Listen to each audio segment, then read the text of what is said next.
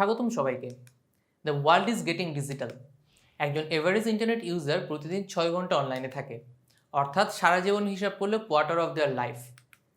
আপনার বিজনেসকে ডিজিটাল করবেন কেন? প্রথমত হচ্ছে লার্জার অডিয়েন্স। আপনার কোম্পানি প্রোফাইল পাবলিক হলে সেটা gives you ability to reach a larger audience. এমনকি মিলিয়ন অফ অনলাইন ইউজার এখন আপনার ওয়েবসাইট রিচ করতে পারে। তবে হ্যাঁ, এটা ওভারনাইটে হবে না, আপনার কিন্তু পটেনশিয়ালটা কিন্তু হায়ার। অনলাইনে কোম্পানির প্রেজেন্স ক্রিয়েট করার জন্য এটাই সবচেয়ে বড় মোটিভেশন। দ্বিতীয়ত, showcase your products and services.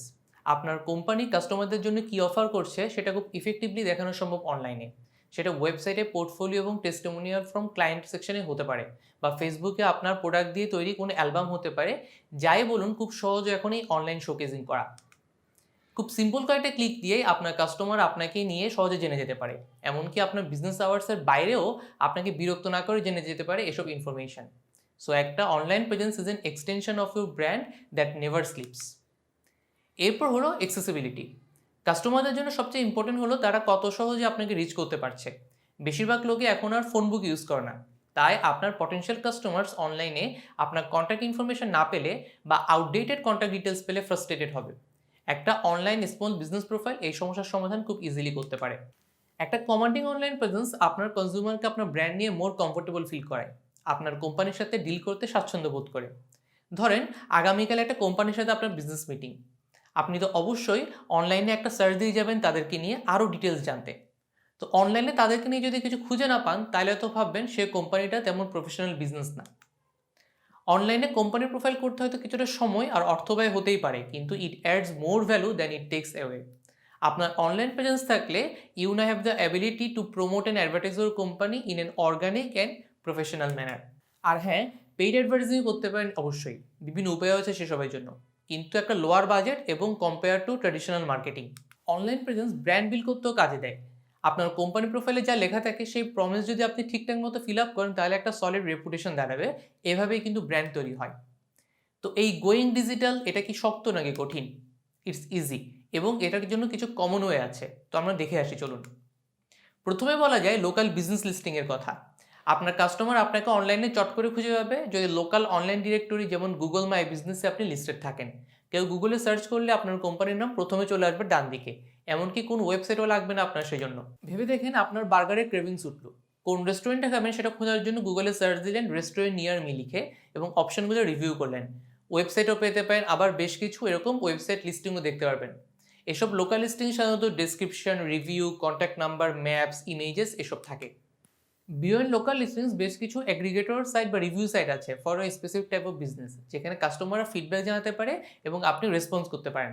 ভালো এবং স্বতঃস্ফূর্ত review will give you the edge over the competition. যেমন দারাজ, অনেক বিজনেসেরই নিজেদের ওয়েবসাইট না থাকলেও দারাজের মাধ্যমে নিজেদের অনলাইন প্রেজেন্স তৈরি করতে পারছে তারা।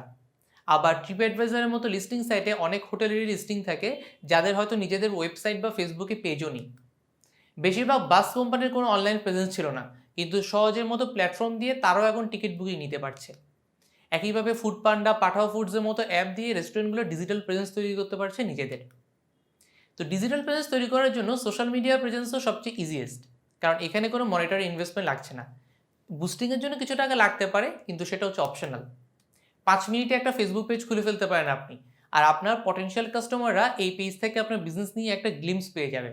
আপনি যে ফটোস বা ভিডিওস দিবেন বা হ্যাপি কাস্টমারদের যে টেস্টিমোনিয়াল দিবেন, সেখান থেকে তারা বুঝে নিতে পারবেন আপনি কী কী সার্ভিস দিবেন তাদের।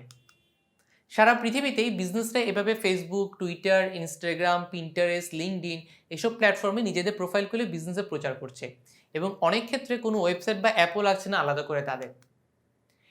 Are the most obvious way to go digital is with website. Website ছাড়াই অনেক কিছু করে ফেলা যায় তা ঠিক, কিন্তু বিজনেসকে স্কেল আপ করতে বা কাস্টমারদের জন্য একটা ওয়ান স্টপ ডেস্টিনেশনের জন্য ওয়েবসাইট খুবই দরকারি।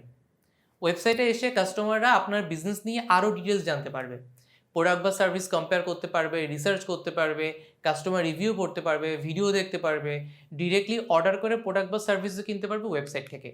একটা ভালো ওয়েবসাইটকে অবশ্যই ইউজার ফ্রেন্ডলি এবং এস্থেটিক্যালি প্লিজিং হতে হবে, আর বর্তমানে মোবাইল ফ্রেন্ডলিনেসও বেশ ইম্পর্টেন্ট ইস্যু একটা ওয়েবসাইটের জন্য।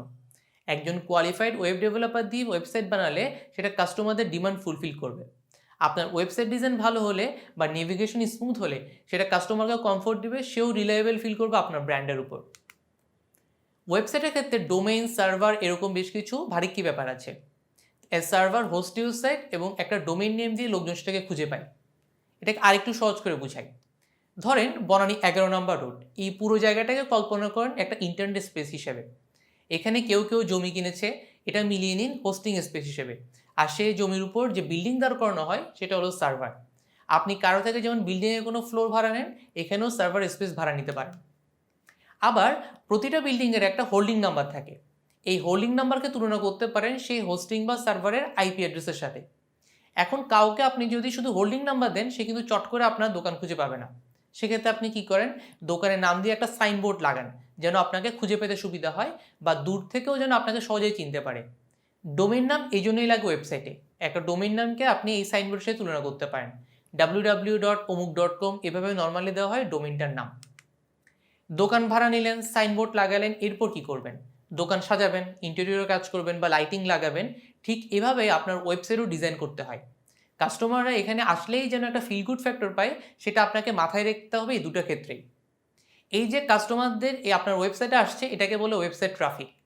আবার দোকানে প্রোডাক্ট নিয়ে যেমন শেলফ সাজানো হয়, তেমন টেক্সট, ফটো বা আদার ইন্টারেক্টিভ এলিমেন্ট দিয়ে আপনার ওয়েবসাইট কন্টেন্টও সাজাতে পারবেন আপনি। আপনার বিজনেসের অনলাইন হোম হিসেবে কেবল ওয়েবসাইট একমাত্র অপশন না, আপনি চাইলে মোবাইল অ্যাপসও বানাতে পারেন। আপনার স্মার্টফোনে তো বিভিন্ন কাজের জন্য বিভিন্ন অ্যাপস আছেই। আপনার কাস্টমারদের জন্য প্রয়োজন হলে এরকম মোবাইল অ্যাপস আপনিও বানাতে পারেন। অ্যাপস থেকে রেগুলার বেসিসে নোটিফিকেশন দিতে পারেন, অফার জানাতে পারেন, আলাদা লয়্যালটি প্রোগ্রাম অ্যারেঞ্জ করতে পারেন। মাই জিপি বা মাই রবি অ্যাপের ক্ষেত্রে দেখবেন এরকম। আবার কোনো অ্যাপয়েন্টমেন্ট বা অর্ডারের জন্য রিমাইন্ডারও দিতে পারবেন অ্যাপস থেকে। অ্যাপস দিয়ে কাস্টমারদের জিপিএস লোকেশন অনুযায়ী আলাদা আলাদা অফার পাঠানো যায় কাস্টমাইজ করে। এই ডিজিটাল প্রেজেন্স তৈরি করার পর আরও বেশি লোক আপনাকে নিয়ে জানবে। এরপর আপনার মেইন অবজেক্টিভ হবে to turn your audience or visitor into paying customer. ভিজিটরদের কাস্টমারে কনভার্ট করার পর আপনি চাইলে অনলাইন অ্যাডভার্টাইজিং ইনভেস্ট করে আপনার বিজনেস আরও এক্সপান্ড করতে পারেন। তো এখন সামারি করি, যদি আপনি চান লোকজন আপনাকে অনলাইনে খুঁজে পাবে, তাহলে you need to stake your claim online and build your digital presence. 4-5 ভাবে করা যায় এটা: listing in a local business directory, a presence on the social media site, a simple website, a mobile app, অথবা উপরের সবগুলোই। That's it, thanks for watching, happy learning.